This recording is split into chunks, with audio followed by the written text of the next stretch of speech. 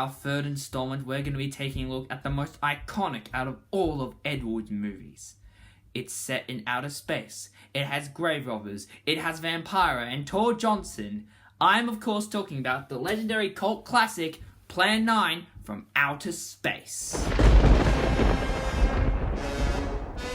The movie begins with the amazing Griswold, who introduces us to the story about an old man, played by Bela Lugosi, who is grieving for his recently passed on wife. Sadly for him, he later walks away and never to be seen again. During that time, the cemetery gets a visit by aliens from another world, who plan to warn the human race from its extinction by using a secret plan known as Plan 9, which deals with the resurrection of the dead, led by Eros, played by Dudley Manlove.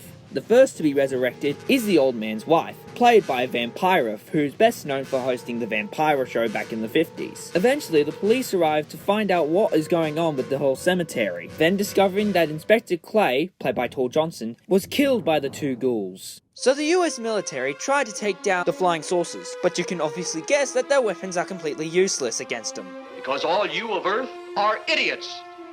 You just hold on, Buster. However, one person who's been fascinated is a pilot by the name of Jeff Trent, played by Gregory Walcott, as he teams up with the military as well as the police to face off against Eros from his evilly dastard plan. Many people consider this as one of the worst films of all time, but surprisingly, I think it's one of Edward's greatest masterpieces ever. Sure, the budget only cost about $60,000, but I think that $60,000 was worth it. And there's a lot of interesting history behind making this movie. Before Bela Lugosi passed away, Edward shot some footage with him outside his house. Though the scenes didn't make any sense, the clips would be put in to tell the story. One of the movies that Edward was working on was a film called The Ghoul Goes West. Unfortunately, after Lugosi's death, this film got cancelled entirely.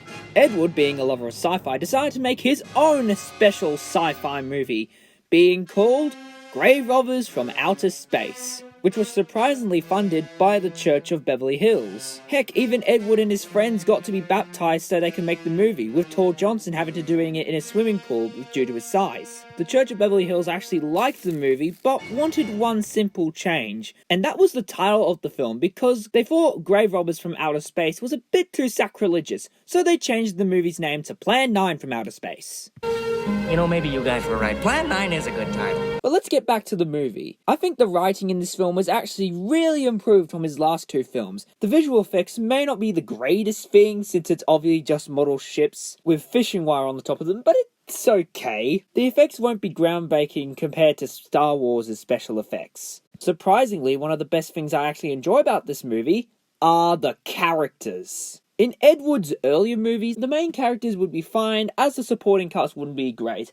However, in this movie, they're actually really enjoyable. You of course have the main villains, like the zombies of the old man, Inspector Clay, and the old man's wife. The reason why Vampira was involved in this movie because the Vampira show was cancelled and she was really desperate for work. She agreed to be a part of this movie, but on one condition, that her character would have no lines whatsoever. Mainly she thought the script was absolute rubbish. Jeff Trent is actually really good for the leading role, though I do like the police, as they're actually quite hilarious. But I especially love the aliens, including Eros. Though he is a 40-year-old man dressed up in a spacesuit, but he chews up the scenery like it's all his, and I especially love him for that. And let us not forget the interesting narration by the man himself, Griswold. Though he does start talking in future tense, but then goes into past tense, it is still good, and I think that Griswold had a very fun time being a part of this movie. For Bela Lugosi's stunt double, Edward asked his wife's chiropractor to play the role, even if he was an inch tall and looked absolutely nothing like him, and having to have his cape hidden in his face the whole time.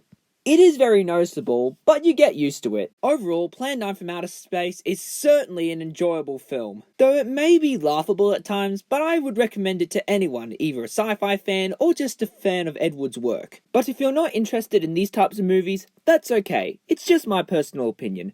For the audience score, I'll give it a 6 out of 10. As for me personally, I'll give it a 9 out of 10. And so those are my thoughts on Plan 9 from Outer Space. Certainly a very interesting movie and one of my personal favourite films by Edward.